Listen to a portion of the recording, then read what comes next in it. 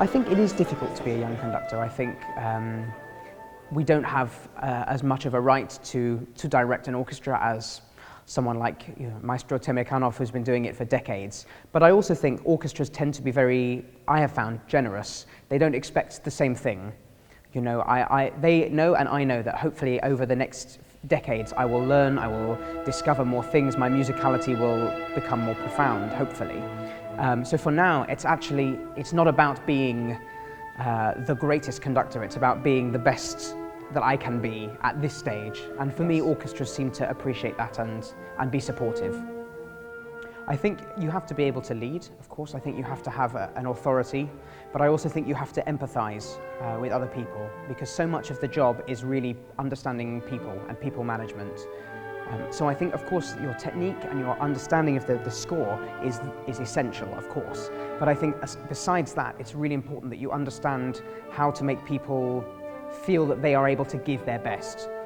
So rather than, not so much directing, but encouraging and sort of supporting is a useful skill. But also the ability to make decisions is very important, because orchestras need you to make decisions. They need to know what you want and sometimes why. Thank you. I have one more request. In the melody, at the end of the second measure, da da da da da da, tom, breath, pom pom. I hear connected for all people. Da da da da da da dee da. More space. I think for me, it's a bit like a mechanic with a car.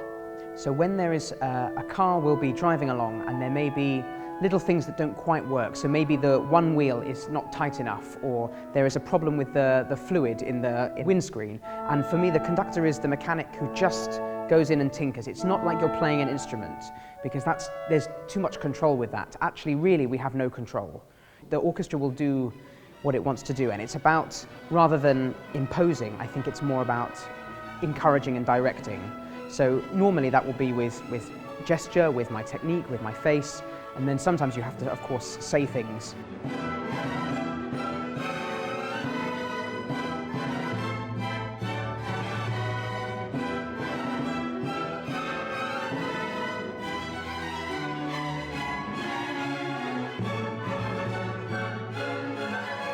So often I'm learning a lot of new repertoire at one time, because there's always new concerts. But also for me, having the space to be at home, to be with my wife and have time away from the music is really important.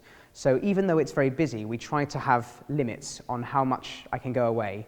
So there's always time in between to think and to do other things that are not music. So I love to cook.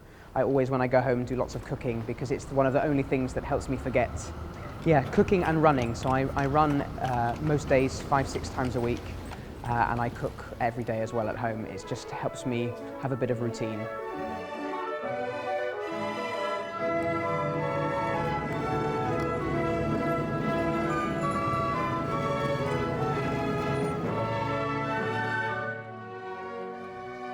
So I do listen to a lot of classical music, but I try when I'm not working to listen to things. I love 80s music, jazz, funk, things like that, Aretha Franklin, soul music, something just really different, and just with, top quality, but with something with a bit of a beat. I think to like classical music requires an investment.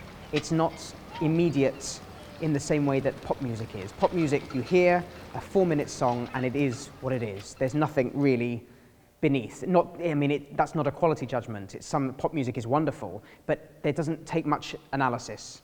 Whereas classical music, I think, to truly understand and benefit from it does require investment, understanding, reading, listening, absorbing.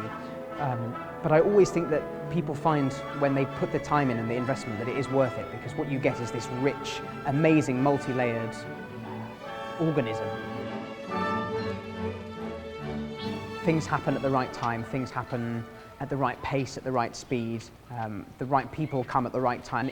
Enjoy the present more. Don't always be looking to the future. And I feel like I've always wanted, what's the next step, what's the next step? Even now I think, okay, what's the next step in my career? But actually, just being able to enjoy the present. So normally, just before I go on, I run through in my mind the structure of the piece. So not thinking about every bar, but think, okay, what's the journey we're going on? And then I normally pray just before I go on stage as well, and to sort of, you know, I need a bit of help for this, and then sort of take a deep breath and try and go and forget about everything else.